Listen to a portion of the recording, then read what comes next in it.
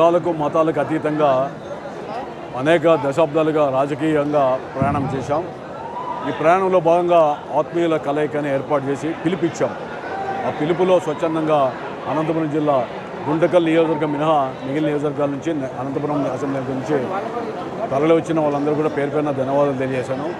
ఈరోజు కులంకుశగా అంతా కూడా చర్చించి జరిగిన అన్యాయాన్ని జరిగిన విషయాన్ని ప్రజలకు చెప్పాను.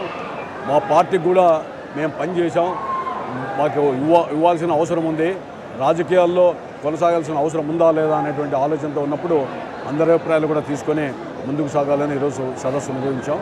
సదస్సులో వక్తలందరూ కూడా వివిధ సామాజిక వర్గాలు కూడా మాట్లాడతారు. మాట్లాడిన తర్వాత తుది నిర్ణయం ప్రకటిస్తాం. Thank you. నేను చెప్పాను కదా ఇప్పుడు మా స్పీచ్లో, పార్టీ మారాలంటే ఎప్పుడో మారచ్చు, పార్టీలు మారాలనేటువంటి ఆలోచన నాకు లేదు. ఎందుకంటే నేను పనిచేసింది ఈ పార్టీలో, ఈ పార్టీనే ఇవ్వాల్సిన బాధ్యత మా అధినేత చంద్రబాబు నాయుడు గారికి ఉంది. మేమేం తప్పు ఎక్కడా చేయలేదు. మా ఆస్తులు అన్నీ కూడా అమ్ముకొని కష్టాలు నష్టాలకు గురై నిజాయితీగా ఈ నియోజకవర్గంలో నాతో పాటు చాలామంది నాయకులు కార్యకర్తలు పనిచేశారు. తప్పుడు పనులు చేసి పార్టీ అధికారంలో ఉన్నప్పుడు 2-5 ఏళ్ళు అనుభవించిన ఒకరిద్దరు వ్యక్తులు తప్ప మిగిలిన వాళ్ళంతా కూడా కష్టాల్లో పార్టీలో ఉన్నారు. అందుకనే మేము ఎట్టి పరిస్థితుల్లో కూడా పార్టీ విధానంలోనే కొనసాగుతున్నాం. పార్టీ పునరాలోచించాలని చెప్పి మేము అభ్యర్థిస్తున్నాం. కార్యకర్తల అభిప్రాయం ప్రకారం నడుచుకుంటానని చెప్పాను. కార్యకర్తలు ఒకవేళ రేపు స్వతంత్ర అభ్యర్థిగా వేయమంటే స్వతంత్ర అభ్యర్థి కూడా పోటీ చేయడానికి సిద్ధంగా ఉన్నటువంటి అభ్యర్థికి మా మామని కలుపుకొని నాకు బంధువులు ఎవరంటే ఇక్కడ వేదిక మీద చుట్టూ ఉన్నటువంటి వాళ్ళే నా బంధువులు, కష్టాల్లో నష్టాలు ఉన్న వాళ్ళు.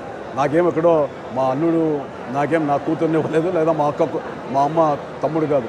కాకపోతే దూర బంధుత్వం ఉండొచ్చు, దాంట్లో కాదన్న బంధువులు చాలామంది ఉంటారు. ఆ బంధుత్వానికి దీనికి సంబంధం లేదు. నా కష్టాల్లో రాజకీయంగా అతను ఎప్పుడూ నాకు తోడ్పాట్లో లేడు. కష్టాల్లో ఈ 5 ఏళ్లలో ప్రతిపక్షంలో నాతో ఎప్పుడు కూడా నా వెంట లేడు. పోనీ మా కార్యకర్తలు కూడా ఎలాంటి సహకారం అందజేయలేదు. ఆ విధంగా ఉన్న సందర్భంలో కష్టాల్లో నష్టాల్లో ఉన్నవాడే బంధువు, స్నేహితుడు. దాంట్లో లేనప్పుడు సుదీర్ఘమైన నా రాజకీయ చరిత్రలో కూడా ఎక్కడైనా ఫంక్షన్లో కలుస్తారే తప్ప ఎప్పుడు కూడా పార్టీ లైన్లో కానీ మా యొక్క కష్టాల్లో నష్టాల్లో కానీ లేదా ఇతరత విషయాల్లో కానీ ఎక్కడ కూడా సహకారం తీసుకోలేదు, భాగస్వామ్యం లేదు, ఆయన యొక్క పార్టిసిపేషన్ ఎక్కడా లేదు. నేను ఇప్పుడు చెప్పాను, నాకు నిన్నటి వరకు ఇప్పటికి కూడా వేరే పార్టీల నుంచి ఒత్తిళ్ళు వచ్చాయి. నీకు ఎంపీ రాజ్యసభతో సహా చాలా పోస్టులు ఇస్తామని చెప్పారు. నాకు పోస్టులు పదవులు పార్టీలు కాదు, ఇక్కడ నా కార్యకర్తల్ని క్యాడర్ని కాపాడుకోవాల్సిన బాధ్యత నా మీద ఉంది. ఇక్కడ నా అవసరం వాళ్ళకు ఉందని నేను విశ్వసిస్తున్నా. ఎందుకంటే పురుగు మందులు తాగి నేనేం కోట్లు లక్షల డబ్బులు ఇవ్వలే, తర్వాత ఆత్మహత్య ప్రయత్నాలు చేస్తూ ఉంటే ఎక్కడైనా ఈ నియోజకవర్గంలో గతంలో మీరు విన్నారా? ఈ విధంగా నాకు హృదయ విదారకమైనటువంటి పరిస్థితి. ఇళ్ళకు పోకుండా మన ఇంటి చుట్టూనే కూర్చుంటున్న, రాత్రి కూడా ఇక్కడ పడుకుంటామనే పరిస్థితి వచ్చింది. కాబట్టి నేను ఒక నియోజకవర్గానే కాకుండా జిల్లా వ్యాప్తంగా అందరినీ పిలిపించా. ఒక గుంటకల్ జితేంద్ర గౌడ్ గారు వస్తే మీ నియోజకవర్గం రావద్దండి, ఆడ ఉండమని చెప్పాను. వాళ్ళు ఏదో సమావేశం పెట్టుకున్నారు. నేను ఆ తాడిపత్రి, సింగనమల, కళ్యాణదుర్గము, అదేవిధంగా అనంతపురం అందరూ కూడా వచ్చారు.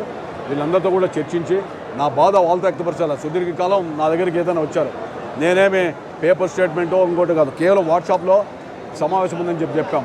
చెప్పిన తర్వాత వాలంటరీగా వచ్చారు. సో వీళ్ళ రుణం నేను తీర్చుకోలేను, వీళ్ళకు నాకున్న బంధం అది. కాబట్టి తప్పకుండా వీళ్ళతో పాటు ఒకటిగా ఉండాలా, వీళ్ళతోనే నేను నిలవాలి.